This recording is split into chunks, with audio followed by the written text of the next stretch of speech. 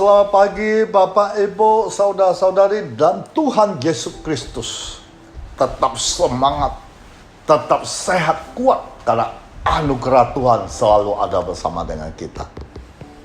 Mari kita masuk dalam doa Bapak Ibu. Tuhan, terima kasih, Engkau sangat baik, luar biasa, dahsyat, agung dan mulia. Pada saat ini kami sudah persiapan diri yang baik untuk mendengar sabda-Mu. Berbicara kepada kami Tuhan. Lewat firman-Mu, kami bisa lebih mengerti tentang pribadi-Mu semakin dalam. Lewat firman-Mu, kami tahu apa yang harus kami lakukan.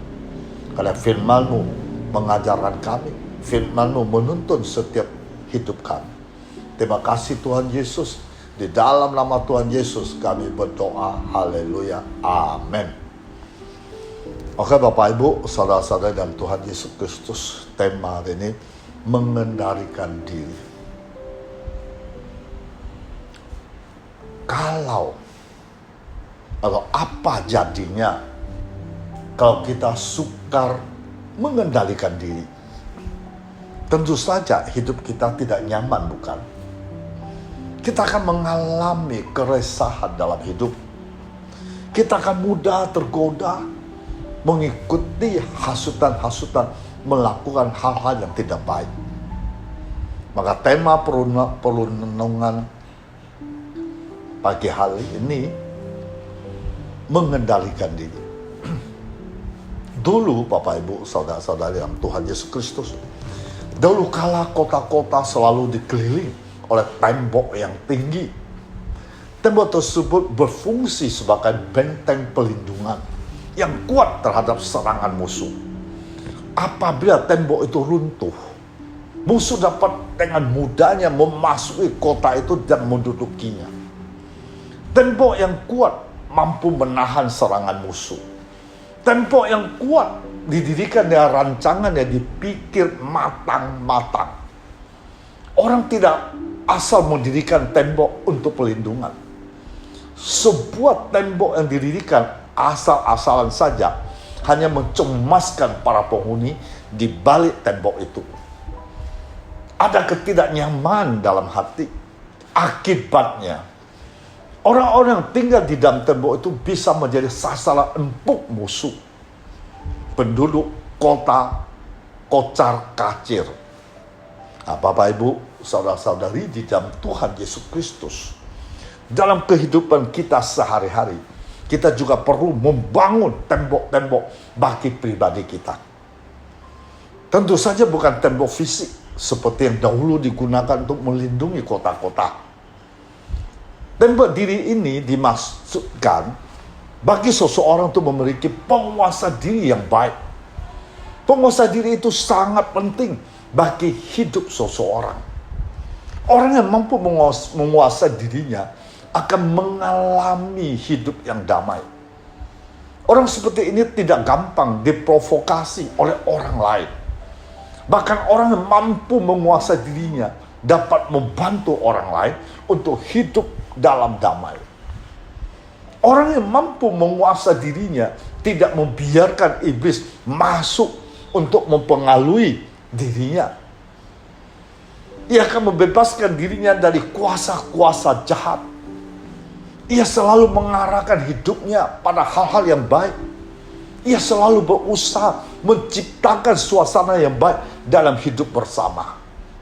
Nah, tentu saja usaha untuk memiliki penguasa diri yang baik itu tidak mudah.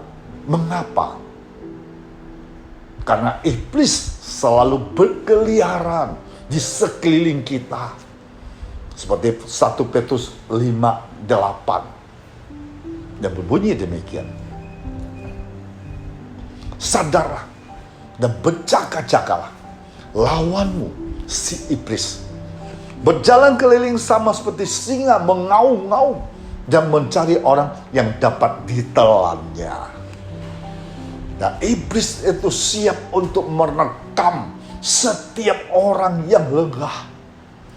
Orang kehilangan penguasa diri akan menjadi sasaran empuk kuasa jahat. Kehidupannya akan mudah tergoncang. Orang itu tidak pernah merasa aman karena ia telah ditawan. Ia telah diperdaya oleh kuasa jahat itu. Orang yang beriman mesti senantiasa menguasai diri dalam segala hal. Orang yang mampu menguasai diri itu dapat menjauhkan diri dari segala jenis kejahatan. Orang seperti ini dapat mendisiplinkan diri. Orang seperti ini mampu memilah-milah mana yang baik dan benar untuk diperjuangkan dalam hidup sehari-hari. Dengan demikian, orang mengalami hidup yang damai dan aman. Marilah kita berusaha untuk senantiasa menguasai diri kita, agar kita dapat hidup bersama dalam damai. Bapak, Ibu, saudara-saudara di dalam Tuhan Yesus Kristus, mengendalikan hati itu berarti menguasai, mengekang hati dari keinginan-keinginan yang jahat yang dapat merusak hubungan kita dengan sesama, terutama dengan Tuhan.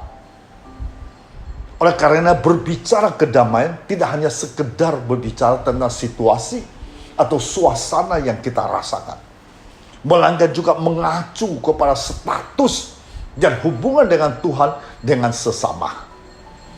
Untuk dapat berdamai dengan sesama, maka diperlukan sebuah status hubungan telah berdamai dengan Tuhan.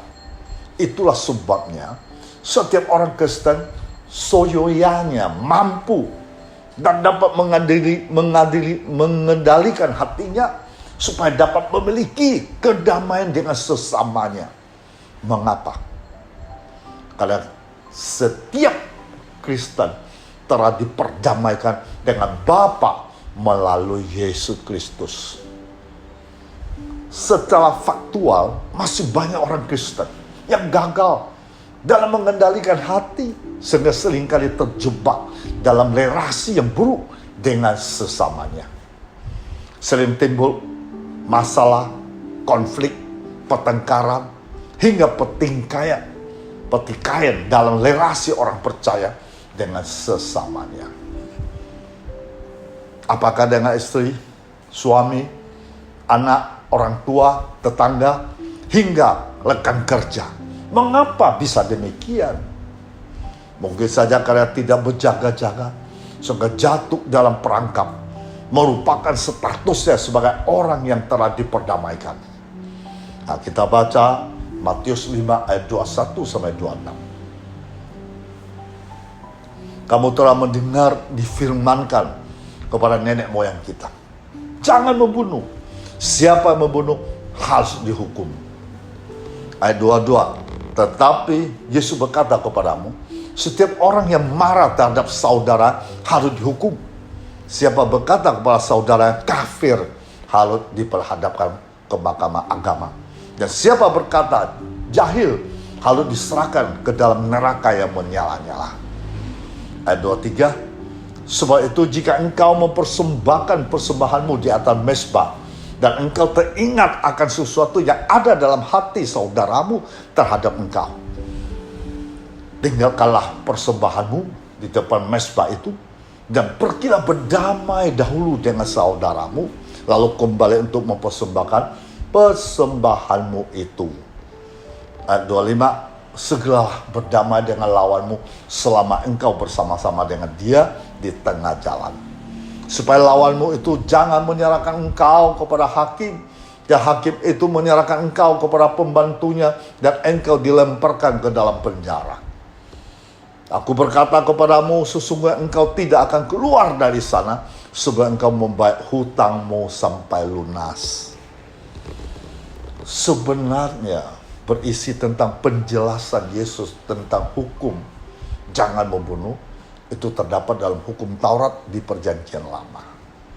Akan tetapi dalam khotbah di bukit, seperti dicatat dalam Matius 5, Yesus juga memberikan penjelasan tentang hukum ini jauh lebih rinci, lebih dalam, lebih praktis.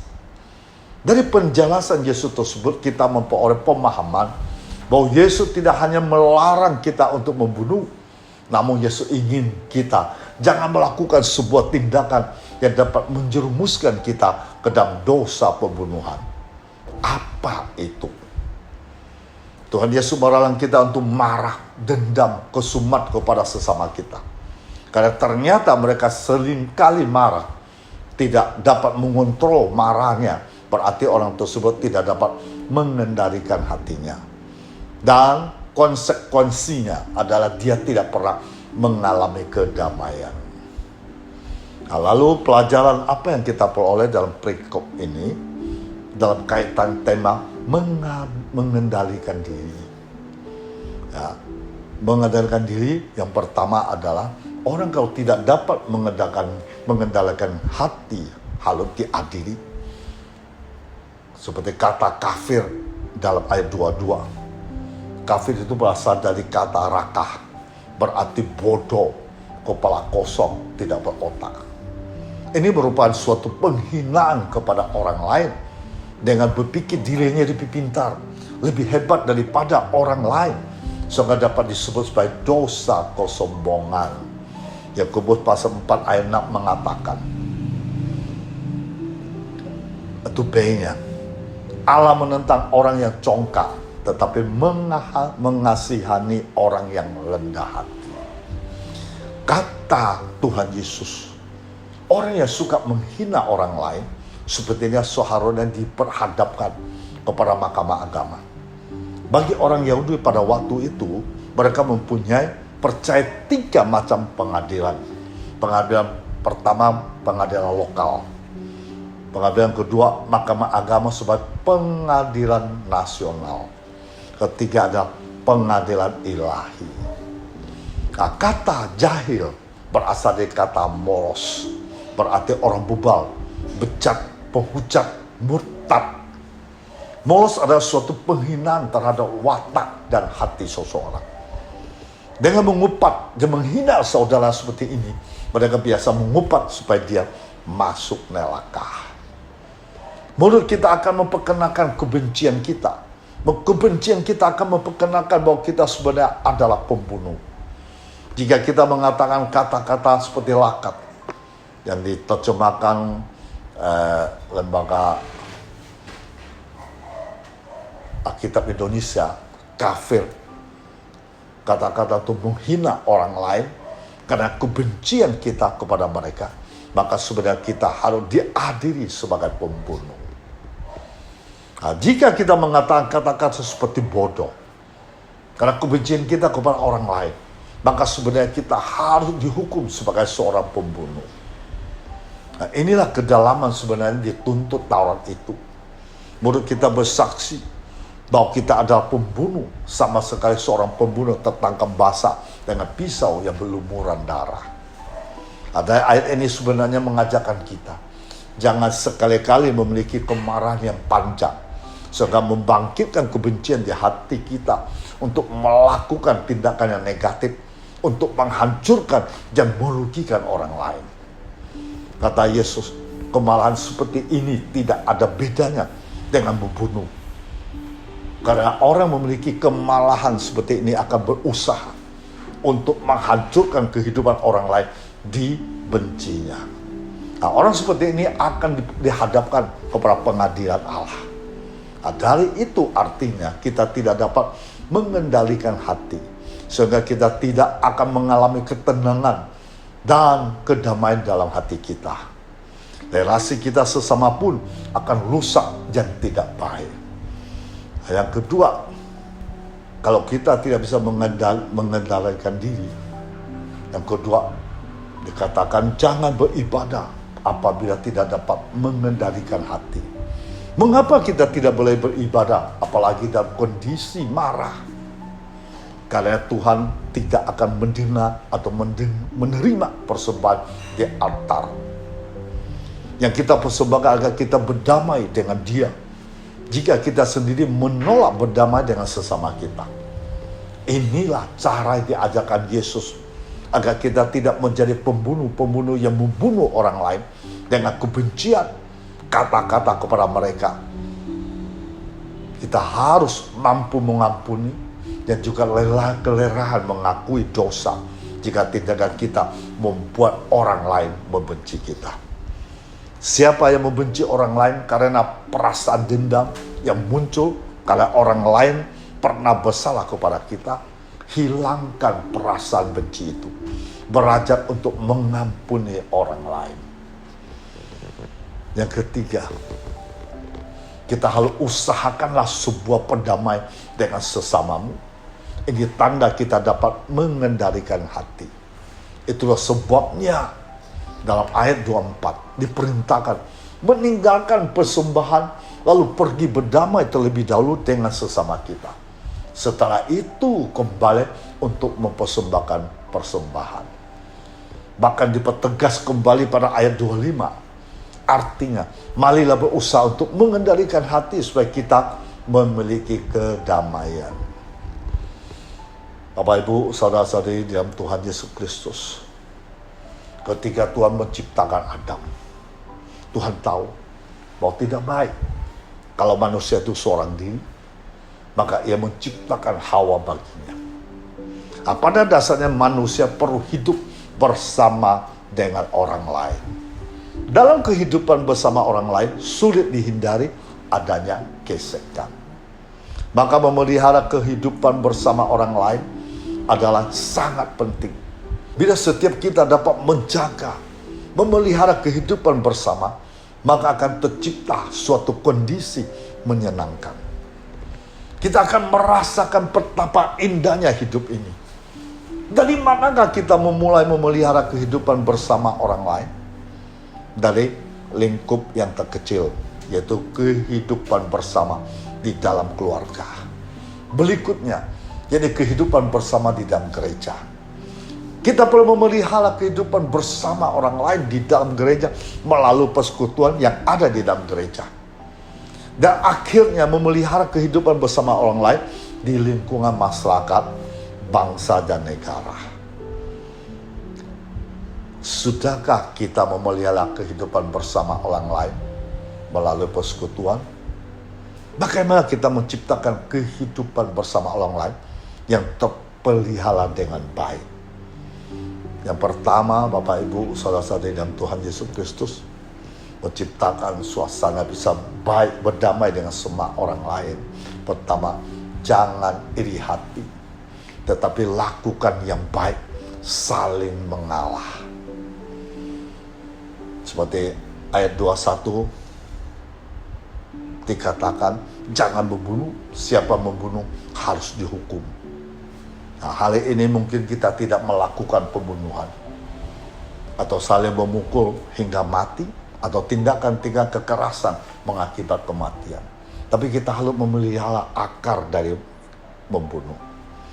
Peristiwa pembunuh yang pertama sangat jelas tercatat di dalam Alkitab, yaitu peristiwa Kain membunuh Habel. Mengapa Kain membunuh Habel? Karena ada iri hati. Kain melakukan hal yang tidak menyenangkan hati Tuhan. Jadi firman Tuhan berkata, Kejadian pasal 4 ayat 7. Apakah mukamu tidak akan berseri jika engkau berbuat baik? Tetapi jika engkau tidak berbuat baik, dosa sudah mengintip di depan pintu. Ia sangat menggoda engkau, tetapi engkau harus berkuasa atasnya. Nah, untuk menjaga kehidupan bersama orang lain dengan baik, jangan ada iri hati, tapi selalu melakukan hal-hal yang baik, saling mengalah. Yang kedua, kita bisa menciptakan suasana berdamai dengan orang lain. Jangan cepat marah, tetapi senantiasa mengucapkan kata-kata baik dan membangun. Seperti ayat 22 mengatakan, setiap orang yang marah terhadap saudara harus dihukum. Siapa berkata kepada saudara kafir harus dihadapkan ke pemakaman agama. Dan siapa berkata jahil, itu artinya tolol, bodoh, harus diserahkan kepada neraka yang menyala-nyala. Nah, untuk menjaga kehidupan bersama orang lain, terpelihara dengan baik, jangan suka marah-marah. Jangan mengucapkan kata-kata yang tidak baik, tidak membangun, yang negatif, jangan menyakitkan. Bila kita cepat marah, mengucapkan kata-kata yang tidak baik, itu tidak akan membawa keuntungan bagi kita. Yang ketiga, menciptakan suatu damai dengan orang lain. Kita harus menciptakan suasana yang damai. Seperti ayat 23 sampai 26 memberitahukan kepada kita, bila kita sedang memberi persembahan kepada Tuhan, lalu teringat ada orang sakit hati terhadap kita, maka kita harus pergi berdamai dahulu dengan orang itu. Artinya, untuk memelihara kehidupan bersama orang lain, maka kita harus selalu menciptakan suasana damai. Di dalam persekutuan, keluarga kita harus saling menciptakan kedamaian. Bila terjadi sesuatu tidak menyenangkan, harus saling memaafkan dan mengampuni. Dengan demikian kehidupan bersama dengan orang lain akan terpelihara dengan baik. Hidupnya akan terasa indah, damai, dan tentera. Memang tidak mudah untuk mempraktekkan ketiga hal ini, Bapak Ibu, saudara-saudara Tuhan Yesus. Karena kita ada manusia lemah dan berdosa. Hanya kasih Kristus menguasai hidup kita, nyata di dalam kehidupan kita, yang akan memampukan kita. Kehidupan jemaat mula-mula tercatat di dalam Kisah Para Rasul. Ada contoh nyata bagaimana kita saling melindungi, saling memelihara dalam kehidupan bersama dengan orang lain. Ya, Bapak Ibu, saudara-saudara dalam Tuhan Yesus Kristus, Tuhan memberkati kita semua. Haleluya. Kita masuk dalam doa. Bapa, sekali lagi kami mengucap syukur kepadamu. Engkau Allah yang dahsyat, yang luar biasa. Selalu mengajak kami bisa berdamai dengan orang lain. Mengajak kami bisa mengampuni orang lain, memaafkan orang lain. Selalu mengajak kami bisa melakukan yang terbaik, supaya orang lain bisa merasakan dan mengetahui kami adalah anak-anak-Mu Tuhan. Lewat firman-Mu hari ini, segala kepahitan, kemarahan, dendam, kami akan lepas semua itu. Karena Engkau sanggup melakukan, memberikan kami kekuatan, kemampuan untuk menghilangkan, melenyapkan dan kepahitan kami. Terima kasih Tuhan Yesus Kristus. Ketika kami serahkan penuh dalam tangan-Mu, kami akan merasa damai, sukacita. Dan kami akan melihat peluang-peluang di depan kami lebih baik lagi. Terima kasih Tuhan Yesus yang baik. Hamba tetap percaya. Hamba tetap memohon kepada Yesus Kristus. Ulurkan tangan-Mu yang penuh kuasa, yang perkasa. Hari ini banyak orang mendengar live stream-Mu. Engkau tahu permasalahan mereka, persoalan mereka, tantangan hidup mereka, pertikaian mereka, perselisihan mereka, rumah tangga mereka, sakit penyakit mereka, keuangan mereka, finansial mereka, Tuhan. Hamba memohon Engkau ulurkan tangan. Engkau menjamah satu persatu. Engkau memberkati satu persatu. Engkau membuka jalan satu persatu. Engkau menyembuhkan segala penyakit satu persatu. Sekarang lewat live streaming ini, mereka mendapat mujizat demi mujizat. Karena Allah yang kami sembah, Allah yang hidup, Allah yang sanggup melakukan segalanya. Allah mampu mengerjakan segalanya. Di dalam nama Tuhan Yesus, semua beres, semua diberkati, semua sukses dan berhasil dimanapun kau berada. Karena Yesus bersamamu, Yesus turun tangan, Yesus mengerjakan semua itu. Di dalam nama Tuhan Yesus Kristus, haleluya, amin.